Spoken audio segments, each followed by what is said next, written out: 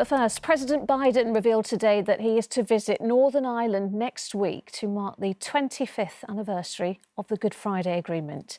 It was the 10th of April 1998, the day on which Good Friday fell that year, when the historic deal was ratified.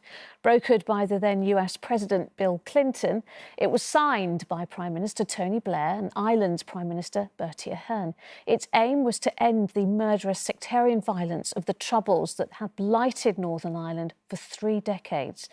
While senior international correspondent John Irvine witnessed the Troubles firsthand as a reporter, he's been back to assess the legacy of the agreement. The Troubles is a rather banal title for the 30 years of bloody conflict being explained to visitors on this walking tour through Belfast. If you take a year like 1972, there were 496 people killed here.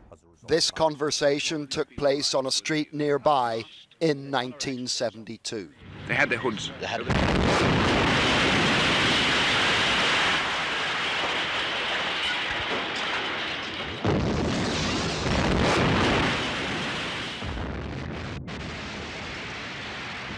More than 3,700 people would be killed before the peace deal was reached at Stormont 25 years ago.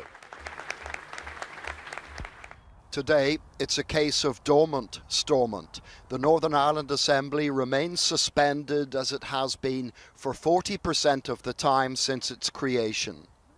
Naomi Long wants to get beyond the divisions and leads the middle-of-the-road Alliance Party, the fastest-growing political party in the province. I think increasingly people are confident in defining their identity away from just green and orange, but at a much more complex range of things, and recognise the uniqueness of our lived experience here in Northern Ireland, which sets us apart a little bit from everywhere else, but can be a positive thing if we use it for good.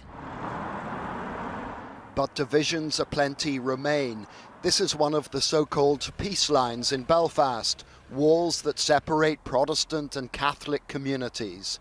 These days, the barriers also attract tourists. One of the peace dividends has been an influx of foreign visitors. This is the first cruise ship of the season coming into Belfast yesterday. She'll be followed by roughly 200 other liners expected to dock here by November. Many of the tourists will want to learn about the most famous ship of them all, built in Belfast and launched into this loch in 1911. Since it opened 12 years ago, the exhibition Titanic Belfast has attracted more than 7 million people. Belfast may have built her, but during the Troubles, the Titanic was a taboo subject rarely talked about here.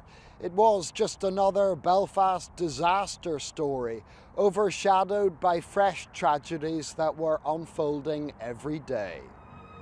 Among the artefacts is the violin played by one of the musicians as the ship went down.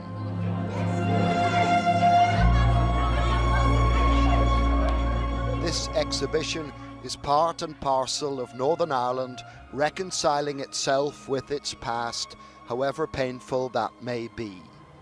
Next week sees the anniversaries of both the sinking of Titanic and the signing of the agreement. This year also marks the 25th anniversary of the Omagh bomb, the deadliest of all the atrocities. This memorial is on the exact spot and seen through the prism of an outrage that claimed 29 lives. The Good Friday Agreement looks like a magnificent, merciful breakthrough.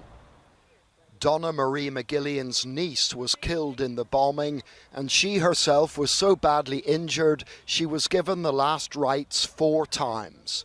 Her outlook today is an inspiration.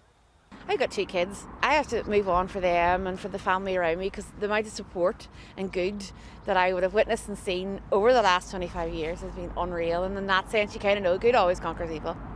Are you optimistic? I'm always optimistic. You know, the glass is always half full here. So, I mean, look at all the stuff we've got since the Good Friday Agreement. Like, there's so many investments, and that never would have happened here if we hadn't had peace, because people were always too afraid to come. But we're not that bad, really. We're all quite good. This is a great wee country. John Irvine, ITV News in Northern Ireland.